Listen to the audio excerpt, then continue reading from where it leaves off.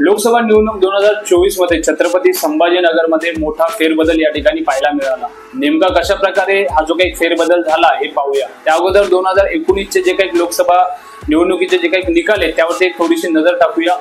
2019 मध्ये शिवसेना आणि भाजपची युती झाल्यानंतर या मतदारसंघामध्ये दोन्ही पक्षाच्या कार्यकर्त्यांमध्ये जसं की मतदानानंतर झालेले जे काही आरोप प्रत्यारोप आहेत त्यामुळे ही निवडणूक या ठिकाणी गाजली होती।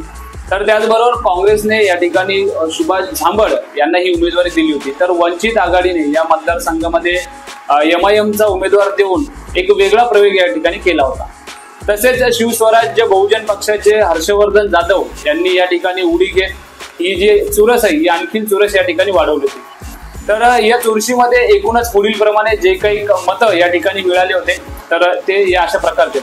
MIM वंचित बहुजन आघाडी इम्तियाज जलील यांना 3,88,373 मतं या ठिकाणी मिळाली होती। तर त्याचबरोबर शिवसेनेचे चंद्रकांत खैरे यांना 3,83,186 मतं मिळाली होती।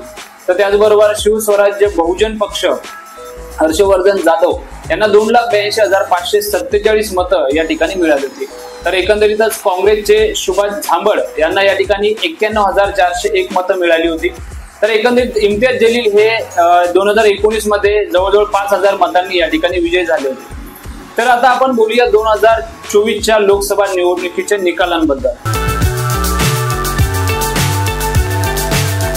छत्रपती संभाजीनगर मध्ये या ठिकाणी तिरंगी लढत पाहायला मिळाली। इम्तियाज जलील हे जे विद्यमान खासदार होते तर MIM पक्षाचे नेते आणि विद्यमान खासदार इम्तियाज जलील, एकनाथ शिंदे गटाचे नेते आणि मंत्री संदीपान भुमरे आणि त्याचबरोबर उद्धव ठाकरे गटाचे चंद्रकांत खैरे यांच्यामध्ये ही जी काही प्रमुख लढत या ठिकाणी पाहायला मिळाली।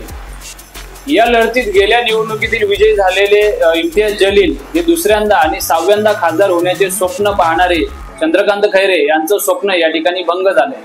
एकनाथ शिंदे गटाचे उमेदवार आणि छत्रपती संभाजीनगरचे पालकमंत्री संदीपान भुमरे यांनी या ठिकाणी विजय मिळवलाय। तर एकंदरीत जर बोलायचं झालं तर या ठिकाणी जसं की छत्रपती संभाजीनगरच्या या निवडणुकीमध्ये संदीपान भुमरे यांना या ठिकाणी 4,76,130 मतं मिळाली।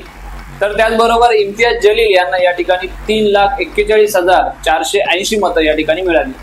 तर म्हणजे एकूणच संदीपान भुमरे हे या ठिकाणी 1,34,650 मतांनी या ठिकाणी विजयी झाले। तर मराठा आरक्षण आंदोलनाचे जे काही नेते मनोज जरांगे पाटील यांनी भुमरे यांच्या बाबतीत जसे काही छत्रपती संभाजीनगरमध्ये या ठिकाणी नरमाईची भूमिका घेतल्यानं मराठा उमेदवाराला पाडा जी काही मात्रा इथे लागू पडलेली नाही। तसं असलं तरी या ठिकाणी मनोज जरांगे पाटील आणि त्याचबरोबर मराठा आरक्षणाचा जो काही मुद्दा आहे या मुद्द्यामुळे या ठिकाणी बऱ्याच नेत्यांना या ठिकाणी पराभवाचा सामना करावा लागला आहे।